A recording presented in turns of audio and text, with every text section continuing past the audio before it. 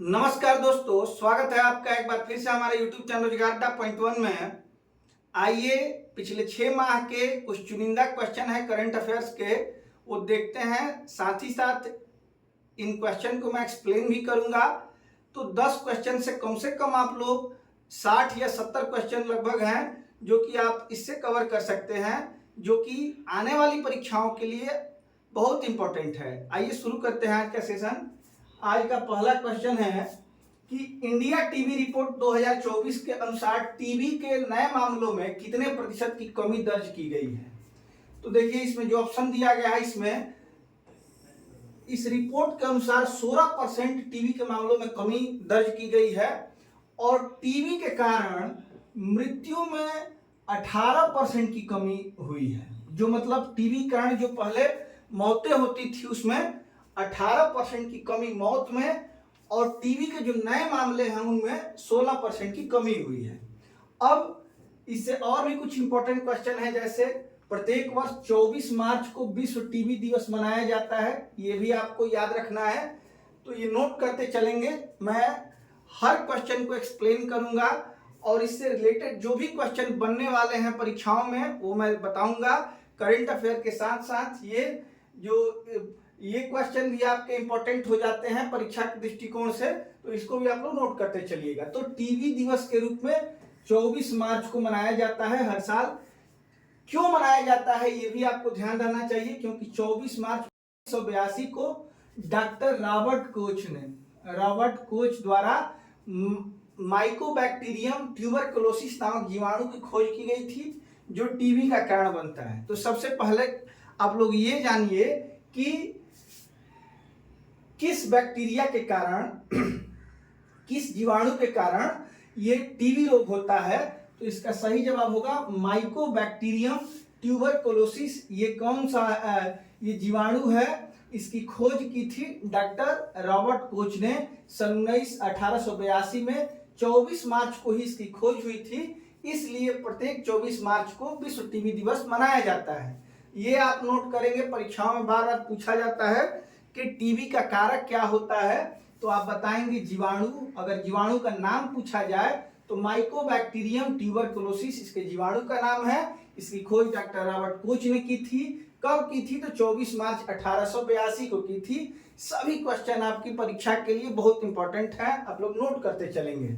अब ये बात भी जानिए कि डॉक्टर रॉबर्ट कोच को सन 1905 में चिकित्सा का नोबेल पुरस्कार इसी खोज के लिए दिया गया था, ये ध्यान रखना है। 2024 के लिए टीबी दिवस की थीम क्या थी?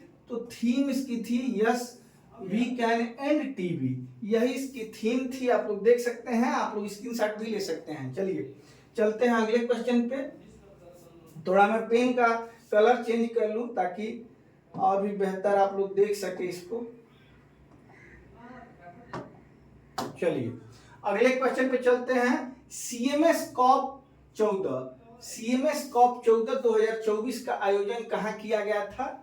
तो आप इसको याद रखेंगे, उज्बेकिस्तान में सीएमएस कॉप 2024 का आयोजन किया गया था। अब इसके बारे में थोड़ा सा देख लेते हैं। प्रवासी प्रजातियों के संरक्षण पर अभिसमय convention of conservation of migration species of wild animals, CMS का पूरा रूप हुआ इसको। और कॉप का मतलब होता है कॉन्फ्रेंस ऑफ पार्टीज, ठीक है। तो कॉप 14 आपको याद रखना है। सीएमएस कॉप 14 इसका आयोजन किया गया था मित्रों उज्बेकिस्तान में, ठीक है। क्यों किया जाता है? तो प्रवासी प्रजातियों के संरक्षण के लिए किया जाता है। यह अभिसमय का मतलब होता है कन्वेंशन। यह अभिसमय 1979 में हस्ताक्षरित हुआ था तथा वर्ष 1983 में लागू हुआ था। ये भी आपको याद रखना है इसकी हिस्ट्री में। आगे चलते हैं। वन्य जीवों की प्रवासी प्रजाति के संरक्षण पर अभिसमय के पक्षकारों के सम्मेलन की 14वीं मतलब कॉप 14 बैठक सीएमएस कॉप 14 का आयोजन 12 से 17 फरवरी 2024 के मध्य उज्बेकिस्तान के एक शहर में, जिसका नाम है केसमरकंद में किया गया था। यह मध्य एशिया में आयोजित होने वाली पहली कॉन्फ्रेंस ऑफ पार्टी है। कॉन्फ्रेंस ऑफ पार्टी कॉप का मतलब होता है, ये आपको याद रखना है। चलिए अब इसमें और भी कुछ है, जैसे कि इस बैठक का उद्घाटन उज्बेकिस्तान के प्रधानमंत्री अब्दुल्ला आरिपोव के द्वारा किया गया था। ठीक है, अब इसमें एक क्वेश्चन जो छूट गया है मैं आपको बताता चलूं कि इस बार इसमें 14 नई प्रजातियों को जोड़ा गया है। आप ये भी याद रखेंगे, कितनी प्रजातियों को जोड़ा गया है? 14 प्रजातियों को, नई प्रजातियों को जोड़ा गया है। CMS COP14 का आयोजन प्रकृति की कोई सीमा नहीं है, नेचर नोज नो बॉर्डर्स नामक स्लोगन के अंतर्गत किया गया। तो इसका स्लोगन अगर आपसे पूछा जाए तो नेचर नोज नो बॉर्डर्स, मतलब कि प्रकृति की कोई सीमा नहीं है, यही इसका स्लोगन था। चलिए चलते हैं अगले क्वेश्चन पे, देखते हैं भारत का पहला हेपेटाइटिस ए का स्वदेशी टीका कौन सा है? तो आपको याद रखना है हेविशोर। हेविशोर जो है भारत का पहला हेपेटाइटिस ए के लिए स्वदेशी टीका है। और इसके बारे में थोड़ा सा देख लेते हैं। विश्व हेपेटाइटिस शिखर सम्मेलन 2024 का आयोजन ये आपको लिस्बन पुर्तगाल में हुआ था, इसको याद रखना है, 9 से 11 अप्रैल 2024 के मध्य। भारत में कुल हेपेटाइटिस संक्रमण का अनुपात 11.6 है और चाइना में याद रखना है 27.5 है। मतलब हेपेटाइटिस के मामलों में भारत दूसरे स्थान पर है और सबसे अधिक हेपेटाइटिस के मामले किस देश में है? चीन में है। तो इसका स्वदेशी टीका ये एग्जाम के लिए बहुत इंपॉर्टेंट है, हेविशोर आपको याद रखना है। मित्रों मैं 10 ही क्वेश्चन कराऊंगा, लेकिन इसमें आपको लगभग 60-70 क्वेश्चन कवर हो जाएंगे। आप लोग अंत तक केवल जुड़े रहिए, ये वही प्रश्न हैं जो कि परीक्षाओं में छपने वाले हैं। आइए देखते हैं अगला क्वेश्चन। विश्व प्रसन्नता रिपोर्ट में भारत की रैंकिंग क्या है? तो ये सही इसका जवाब होगा 126वें रैंक पे भारत को स्थान मिला है विश्व प्रसन्नता रिपोर्ट में, जो कि निराशाजनक है। अब इसके बारे में भी देख लेते हैं। 30 वर्ष से कम आयु में, मतलब युवाओं की प्रसन्नता रैंकिंग अगर देखी जाए तो उसमें भारत को 126वां स्थान। 60 वर्ष से अधिक में अगर देखा जाए, मतलब वृद्धों के प्रसन्नता रैंकिंग में अगर भारत की स्थिति देखी जाए तो थोड़ा सा अच्छा है, 121वां स्थान है। विश्व प्रसन्नता रिपोर्ट 2024 में फिनलैंड को लगातार 7वें वर्ष विश्व का सबसे प्रसन्न देश घोषित किया गया है। मतलब फिनलैंड लगातार 7वीं बार नंबर 1 रैंकिंग पे है विश्व प्रसन्नता रैंकिंग में। और साथ ही आप लोग अफगानिस्तान को भी देखते चलिए, ये सबसे अंतिम स्थान पे है, मतलब 143वां रैंक इसका है। अब आगे चलते, सबसे दुखी देश है अफगानिस्तान, सबसे खुश देश है, प्रसन्न देश है फिनलैंड, जबकि सबसे दुखी देश अफगानिस्तान है। बच्चों और 30 वर्ष से कम आयु के युवाओं की सूची में लिथुआनिया को, आप याद रखेंगे, लिथुआनिया को विश्व का सबसे प्रसन्न देश घोषित किया गया है। जबकि वृद्धों की सूची में, मतलब 60 वर्ष से अधिक वालों की सूची में अगर देखा जाए तो डेनमार्क विश्व का सबसे प्रसन्न देश है, ये भी आपको याद रखना है। अब मैं आपको टॉप के 5 देशों का नाम बता दूं। फिनलैंड, डेनमार्क, आइसलैंड, स्वीडन और इजराइल, ये विश्व प्रसन्नता रैंकिंग में टॉप 5 देश हैं। और सबसे दुखी देशों में अफगानिस्तान 143, लेबनान 142 और 141 पर लेसेथो है। तो इनको भी आप लोग याद रखेंगे। सबसे दुखी देश 3 आप याद रखेंगे, सबसे खुश देश आप 5 याद रखेंगे, जिसमें फिनलैंड, डेनमार्क, आइसलैंड, स्वीडन और इजराइल है। तो चलिए चलते हैं अगले क्वेश्चन पे। झारखंड के नए राज्यपाल कौन बनाए गए हैं?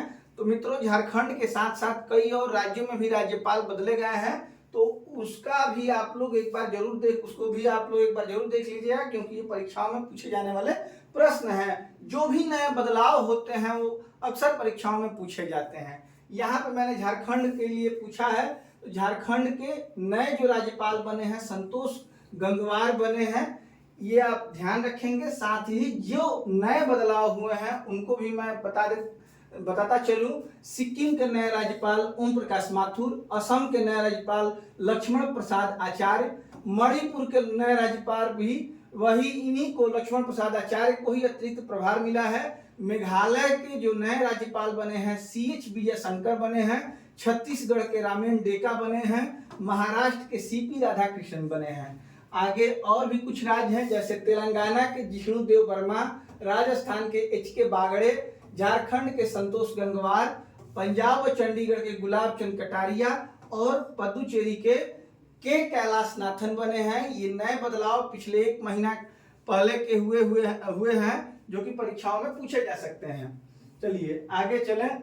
मौद्रिक नीति वक्तव्य 2024-25 के अनुसार रेपो रेट क्या निर्धारित किया गया है? 2024-25 में जो मॉनेटरी पॉलिसी आई है उसमें नया रेपो रेट जो फिक्स किया गया है उसके बारे में पूछा गया है। इसका सही जवाब होगा 6.5%। आरबीआई के द्वारा जो मौद्रिक नीति आती है उसमें सभी दर फिक्स किए जाते हैं। थोड़ा एक बार देख लेते हैं उन दरों के बारे में। देखिए सबसे पहले सीआरआर के बारे में देखते हैं। Cash reserve ratio 4.5%। फिर एसएलआर मतलब स्टैट्यूटरी लिक्विडिटी रेशियो ये 18%। ये बहुत इंपॉर्टेंट है, आप लोग जरूर इसको नोट करिएगा। उधार आधार दर बेस रेट जो रखा गया है 9.1 से 10.4% के बीच रखा गया है। बचत जमा दर जो है 2.7 से 3% दिया जाएगा। रेपो रेट 6.5% फिक्स किया गया है। और भी कुछ दर है वो भी देखते चले, जैसे reverse repo rate 3.35%, MSP rate MSF rate 6.67%, अस्थाई जमा सुविधा दर 6.25%, बैंक रेट 6.75%। ये फिक्स किया गया है मॉनेटरी पॉलिसी में आरबीआई के द्वारा। तो ये दर आपसे परीक्षाओं में जरूर पूछे जाते हैं, इसको आप लोग नोट करिएगा और याद करने का प्रयास कीजिएगा। चलिए अगले क्वेश्चन पे चलते हैं। हाल ही में नेपाल की पर्यटन राजधानी किसे घोषित किया गया है? ये बीपीएससी की परीक्षा में पूछा जा चुका प्रश्न है और बहुत अधिक संभावना है कि ये आगे की परीक्षाओं में भी पूछा जाएगा। तो इसका सही जवाब होगा पोखरा को पर्यटन राजधानी घोषित किया गया है नेपाल का। अब थोड़ा सा डिटेल देख लेते हैं। नेपाल एक बहुजातीय, बहुभाषीय, बहुधार्मिक देश है। यह एक स्थलरुद्ध देश है, मतलब इसके चारों ओर केवल भूमि ही भूमि है, यह कहीं समुद्र से नहीं लगा है। ठीक है। नेपाल की सीमा उत्तर में तिब्बत और चीन के तिब्बत और पूर्व, दक्षिण और पश्चिम में भारत से लगती है। मतलब दो ही देश इससे लगते हैं, तिब्बत और भारत। और भारत के साथ अगर पूछा जाए कि किन किन राज्यों से नेपाल की सीमा लगती है, तो इसके लिए एक ट्रिक है, उत्तर उत्तर बस पंचर बा, उत्तर उत्तर बस पंचर बा। इससे आप याद कर सकते हैं, उत्तर से उत्तर प्रदेश, उत्तर से उत्तराखंड, ब से बिहार, स से सिक्किम और पंचरबा से पश्चिम बंगाल। आपको यही याद रखना है, बिहार, उत्तर प्रदेश, उत्तराखंड, सिक्किम, पश्चिम बंगाल, 5 राज्यों के साथ नेपाल की सीमा लगती है। सन 1947 में संयुक्त राज्य अमेरिका द्वारा नेपाल को स्वतंत्र देश की मान्यता प्रदान की गई है, ये भी आपको ध्यान रखना है। काठमांडू यहाँ की राजधानी है। राजनीतिक और सांस्कृतिक राजधानी के बारे में पूछा जाए तो काठमांडू बताएंगे आप। ये नेपाल का एक सबसे बड़ा शहर भी है। और अगर आपसे धार्मिक पर्यटन राजधानी पूछी जाए तो आप बताएंगे कि पोखरा को पर्यटन राजधानी घोषित किया गया। अब थोड़ा सा पोखरा के बारे में भी देख लेते हैं। पोखरा नेपाल के गंडकी प्रांत का एक प्रमुख नगर है। यह नेपाल का प्रमुख पर्यटक स्थल है। इसे अन्नपूर्णा पर्वत श्रृंखला का प्रवेश मार्ग भी कहा जाता है। मोस्ट इंपॉर्टेंट बात है, आप लोग इसको नोट करेंगे, स्क्रीनशॉट ले लेंगे, बाद में नोट करते रहेंगे। यह नगर फेवा झील के तट पर स्थित है। तो आप थोड़ा सा डिटेल भी देख लेंगे। सभी क्वेश्चन का अगर आप डिटेल देखते हैं तो निश्चित रूप से इससे संबंधित क्वेश्चन आप लोग जरूर बता पाएंगे। अगले क्वेश्चन पे चलते हैं। उत्तर प्रदेश ग्रीन हाइड्रोजन नीति 2024 के तहत 2028 तक कितने मीट्रिक टन प्रतिवर्ष ग्रीन हाइड्रोजन या अमोनिया के उत्पादन का लक्ष्य निर्धारित किया गया है? तो उत्तर प्रदेश ग्रीन हाइड्रोजन नीति में 1 मिलियन टन उत्पादन के लिए लक्ष्य निर्धारित किया गया है। और किस सन तक भी पूछा जा सकता है, तो 2028 तक ये लक्ष्य निर्धारित किया गया है लक्ष्य प्राप्त करने के लिए। ठीक है। प्रधानमंत्री नरेंद्र मोदी ने वर्ष 2047 तक भारत को एक ऊर्जा स्वतंत्र राष्ट्र के रूप में रूपांतरित करने का लक्ष्य निर्धारित किया है।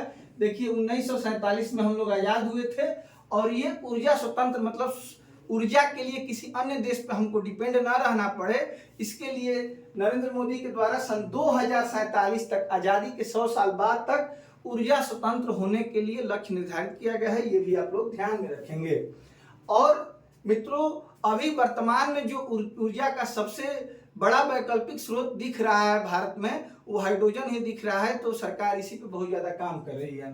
किस परियोजना के तहत भारत का सबसे ऊंचा कंक्रीट ग्रेविटी बांध जो कि 278 मीटर, ये भी आपको याद रखना है, 278 मीटर बनाया जाना प्रस्तावित है।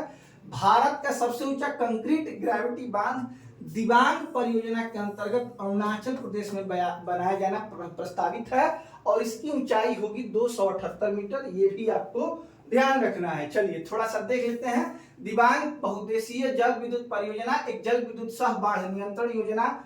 इस परियोजना की क्षमता 2880 मेगावाट है। इसको भी आप लोग ध्यान रखेंगे, 2880 मेगावाट है। इस परियोजना का निर्माण अरुणाचल प्रदेश के निचली दिबांग घाटी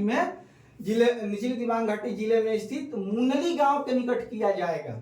इस परियोजना का निर्माण दिबांग नदी पर किया जाएगा, जो कि कहने की बात नहीं है, जिसका उद्गम 5000 मीटर से अधिक की ऊंचाई पर तिब्बत की सीमा के निकट हिमालय के बर्फ से ढके दक्षिणी भाग से होता है।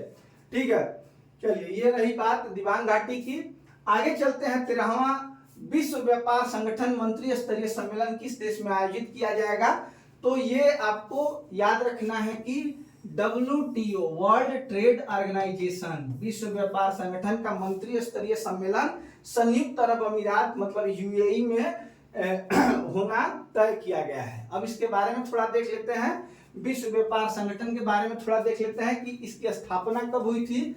WTO मतलब वर्ल्ड ट्रेड ऑर्गेनाइजेशन की स्थापना हुई थी 1 जनवरी 1995 को। विश्व व्यापार संगठन की स्थापना के बाद सिंगापुर की मेजबानी में प्रथम विश्व व्यापार संगठन मंत्री स्तरीय सम्मेलन का आयोजन किया गया था। सबसे पहला जो आयोजन हुआ था विश्व व्यापार संगठन का, वो हुआ था सिंगापुर में। ये आपको ध्यान रखना है। चलिए थोड़ा सा और देख लेते हैं। विश्व व्यापार संगठन एक बहुपक्षीय संगठन है जो अंतर्राष्ट्रीय व्यापार और वाणिज्य के लिए वैश्विक नियम निर्धारित करता है। प्रत्येक 2 वर्ष पर विश्व व्यापार संगठन मंत्री स्तरीय सम्मेलन का आयोजन किया जाता है, मतलब हर 2 साल पर यह आयोजन होता है। यह मंत्री स्तरीय सम्मेलन बहुपक्षीय व्यापार समझौते के तहत सभी मामलों पर निर्णय लेने वाले WTO के सर्वोच्च निकाय के रूप में कार्य करता है। अब चलते चलते 10 क्वेश्चन हो गए। उम्मीद है आप लोग को ये सेशन जरूर पसंद आया होगा। अगर पसंद न भी आया होगा तो इसके महत्व को देखते हुए आप लोग कॉपी पर नोट करेंगे, इसको एक बार रिवीजन करके ही परीक्षा में जाएंगे। ठीक है, और एक क्वेश्चन मैं आपके लिए छोड़ देता हूं कि WTO का मुख्यालय कहाँ है, आप लोग कमेंट करके ये बताएंगे। मिलते हैं आपसे अगले वीडियो में ऐसे ही एक बेहतरीन सेशन के साथ। तब तक के लिए नमस्कार, आपका दिन शुभ हो।